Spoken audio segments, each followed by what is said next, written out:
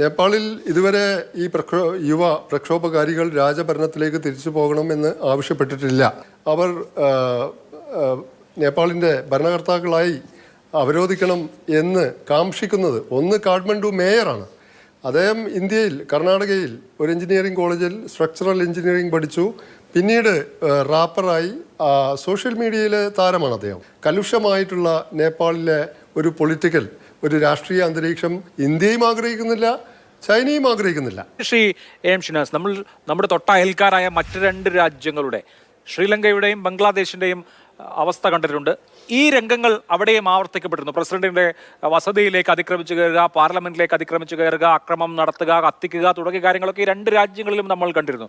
ശ്രീലങ്കയെ എടുത്താൽ ആ രാജപക്സെ യുഗത്തിന് ശേഷം പിന്നീട് ജനാധിപത്യപരമായി തെരഞ്ഞെടുപ്പ് നടന്നപ്പോൾ ജനതാ വിമുക്തി പെരമന അധികാരത്തിലെത്തുകയും രാജ്യം ഇപ്പോൾ സ്റ്റേബിളായി മുന്നോട്ട് പോവുകയും ചെയ്തു. അതേസമയം ബംഗ്ലാദേശിന്റെ കാര്യം എടുക്കുകയാണെങ്കിൽ ബംഗ്ലാദേശിൽ ഷെയ്ഖ് ഹസീന അവിടെ നിന്ന് തിരോഭവിക്കപ്പെട്ടതിന് ശേഷം ഇപ്പോഴുള്ള സർക്കാർ പരീക്ഷണം ഈവൻ ഇന്ത്യയെ സംബന്ധിച്ച് പോലും ഗുണകരമല്ല. അവിടുത്തെ ന്യൂനപക്ഷങ്ങളുടെ അവകാശങ്ങൾ സംരക്ഷിക്കപ്പെടുന്നില്ല. വളരെ കൂടുതൽ മതാത്മകമായ വർഗീയമായ നയങ്ങൾ പിന്തുടരുന്ന ഒരു സർക്കാരായി മാറുന്നുണ്ട്. നമ്മുടെ അയൽവക്കത്തെ രണ്ട് എക്സാമ്പിൾ, ഒരെണ്ണം പോസിറ്റീവ് ആണെങ്കിൽ ഒരെണ്ണം നെഗറ്റീവാണ്. നേപ്പാളിൽ എന്ത് സംഭവിക്കും എന്ന് പ്രതീക്ഷിക്കണം. അവിടെ ഇപ്പോഴും താങ്കൾ തന്നെ നേരത്തെ പറഞ്ഞതുപോലെ ഈ റോയൽ നൊസ്റ്റാൾജി ഉള്ള ആളുകളുണ്ട്.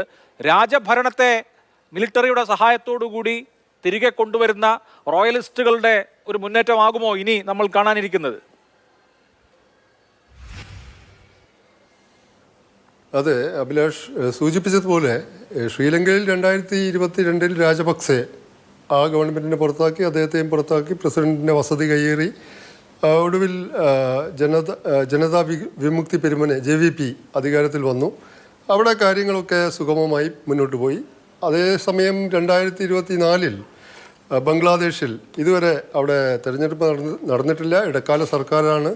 വിദ്യാർത്ഥികൾ ബംഗ്ലാദേശ് വിമോചന സമരകാലത്ത് അതിൽ പങ്കെടുത്തവർക്ക് 30% സംവരണം കോടതി പുനഃസ്ഥാപിച്ചപ്പോൾ അതിനെതിരെ പ്രക്ഷോഭം നടത്തിയെങ്കിലും ആ പ്രക്ഷോഭത്തെ പിന്നീട് ഹൈജാക്ക് ചെയ്തത് BNPയും ജമാഅത്തെ ഇസ്ലാമി പോലുള്ള മത പാർട്ടികളുമാണ്. അപ്പോൾ അവരുടെ BNPയുടെയും ജമാഅത്തെ ഇസ്ലാമി പോലുള്ള മത പാർട്ടികളുടെയും അക്ഷരാർത്ഥത്തിലുള്ള കൺട്രോളിലാണ്, നിയന്ത്രണത്തിലാണ് ബംഗ്ലാദേശിലെ ഇടക്കാല സർക്കാരിൻ്റെ തലവൻ മുഹമ്മദ് യൂനുസ്. നേപ്പാളിൽ സംഭവിക്കാൻ സാധ്യതയുള്ളത്, നേപ്പാളിൽ ഇതുവരെ ഈ യുവ പ്രക്ഷോഭകാരികൾ രാജഭരണത്തിലേക്ക് തിരിച്ചു പോകണമെന്ന് ആവശ്യപ്പെട്ടിട്ടില്ല. അതേസമയം ഒരു ഡ്യൂറബിൾ പൊളിറ്റിക്കൽ ഓൾട്ടർനേറ്റീവ്, ഒരു സ്ഥിരതയാർന്ന ഒരു രാഷ്ട്രീയ ബദൽ അവർ മുന്നോട്ട് വെച്ചിട്ടുമില്ല. രണ്ട് നേതാക്കളെയാണ് അവർ നേപ്പാളിൻ്റെ ഭരണകർത്താക്കളായി അവരോധിക്കണം എന്ന് കാംക്ഷിക്കുന്നത്. ഒന്ന് കാഠ്മണ്ഡു മേയറാണ്. അദ്ദേഹം ഇന്ത്യയിൽ കർണാടകയിൽ ഒരു എഞ്ചിനീയറിംഗ് കോളേജിൽ സ്ട്രക്ചറൽ എഞ്ചിനീയറിംഗ് പഠിച്ചു. പിന്നീട് റാപ്പറായി സോഷ്യൽ മീഡിയയിലെ താരമാണ് അദ്ദേഹം. മറ്റൊരാൾ ജയിലിലുള്ള ഒരു സോഷ്യൽ മീഡിയ താരമാണ്. ഇവർക്കൊന്നും ഭരണപരിചയമില്ല, നേരത്തെ ശ്രീ മുരളീധരൻ നായർ ചൂണ്ടിക്കാണിച്ചതുപോലെ. അപ്പോൾ നേപ്പാളിൽ സൈന്യം എന്ത് നിലപാടെടുക്കും എന്നുള്ള കാര്യവും പ്രധാനമാണ്.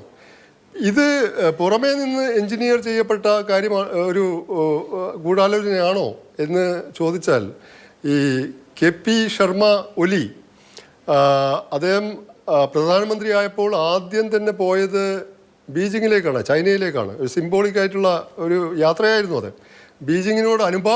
ചൈനയോട് അനുഭാവമുള്ള നേതാവായാണ് അദ്ദേഹം അറിയപ്പെടുന്നത്.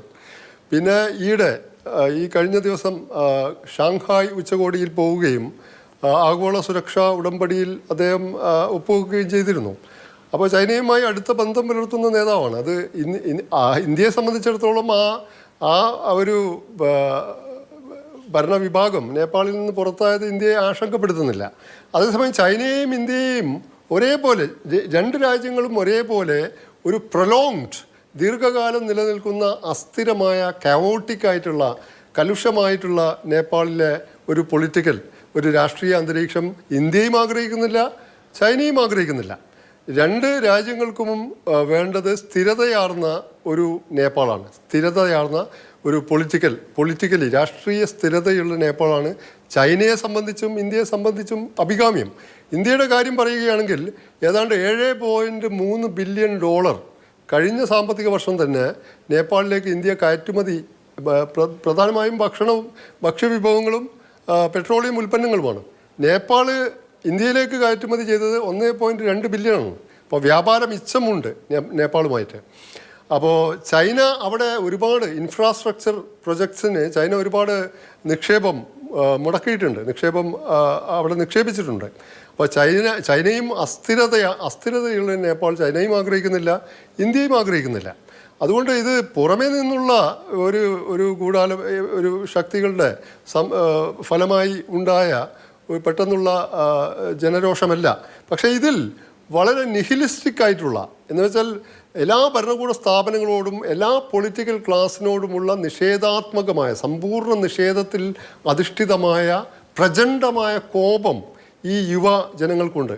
പക്ഷേ അവർ എന്താണ് ഒരു ഡ്യൂറബിളായിട്ടുള്ള, സ്ഥിരതയാർന്ന, ഒരു സുനിശ്ചിതമായിട്ടുള്ള ഓൾട്ടർനേറ്റീവ്, കൂടുതൽ ജനാധിപത്യത്തിൽ കൂടുതൽ ജനാധിപത്യത്തിൽ അധിഷ്ഠിതമായ, കൂടുതൽ റിഫോംസിൽ, പരിഷ്കരണത്തിൽ അധിഷ്ഠിതമായ ഒരു ഭരണകൂടമാണോ അവർ ആഗ്രഹിക്കുന്നത്? അത്തരം ഭരണകൂടത്തെ നയിക്കാൻ പ്രാപ്തരായിട്ടുള്ള നേതാക്കളാണോ ഈ കാഠ്മണ്ഡു മേയറും ജയിലിൽ ഇപ്പോൾ ഉള്ള സോഷ്യൽ മീഡിയ താരവും എന്നതൊക്കെ വരും ദിനങ്ങളിൽ കാണേണ്ടതാണ്. ഏതായാലും അയൽ രാജ്യങ്ങൾക്കൊന്നും നേപ്പാളിൽ ഒരു ശ്രീലങ്കയിലെ പോലെ ഒരു ഭരണമാറ്റം ഉണ്ടാവുകയാണെങ്കിൽ അത് ഗുണകരമാണ്. ബംഗ്ലാദേശിലെ പോലെ ഇപ്പോഴും അനിശ്ചിതാവസ്ഥയിലാണെങ്കിൽ ന്യൂനപക്ഷങ്ങൾക്ക് നേരെ, അവിടെ ന്യൂനപക്ഷങ്ങളുടെ ഒരു കാര്യം നേപ്പാളിൽ അങ്ങനെയില്ല.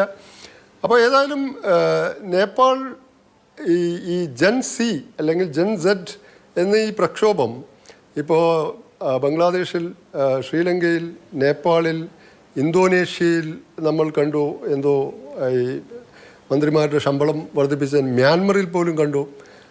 ഇത് വാസ്തവത്തിൽ പെട്ടെന്ന് അണപൊട്ടി ഒഴുകുന്ന വിദ്യാർത്ഥികളുടെ അല്ലെങ്കിൽ യുവാക്കളുടെ പ്രക്ഷോഭമാണ്. അപ്പോൾ നേരത്തെ ഞാൻ സൂചിപ്പിച്ചതുപോലെ 2008 മുതൽ നേപ്പാൾ മാറി മാറി ഭരിച്ചു പോകുന്ന കമ്മ്യൂണിസ്റ്റും അല്ലാത്തതുമായിട്ടുള്ള സർക്കാരുകളുടെ ഭരണപരാജയമാണ്. കാരണം എന്തൊക്കെ അവർ വാഗ്ദാനം ചെയ്തുവോ അതൊന്നും നിറവേറ്റപ്പെട്ടില്ല. നേപ്പാളിലെ ഈ പ്രക്ഷോഭം ഈ വിദ്യാർത്ഥികളുടെ മാത്രമല്ല, അവിടുത്തെ സാധാരണ പൗരസമൂഹം അന്തസ്സോടെയും ജോലിയോടെയും തൊഴിലോടെയും ജീവിക്കാനുള്ള ഒരു പ്രക്ഷോഭമായിട്ടാണ് ഈ മാറിയിരിക്കുന്നത്. ഇനി എങ്ങനെ ഇതിൻ്റെ രാഷ്ട്രീയ രൂപാന്തരം ഇതെങ്ങനെ മാറും എന്നതാണ് നമുക്ക് ആലോചിക്കാനുള്ളത്. ഡെമോക്രസിയിലേക്ക് തന്നെ കൂടുതൽ നല്ല ഡെമോക്രസിയിലേക്ക് തന്നെ പോട്ടെ എന്ന് കൂടുതൽ നല്ല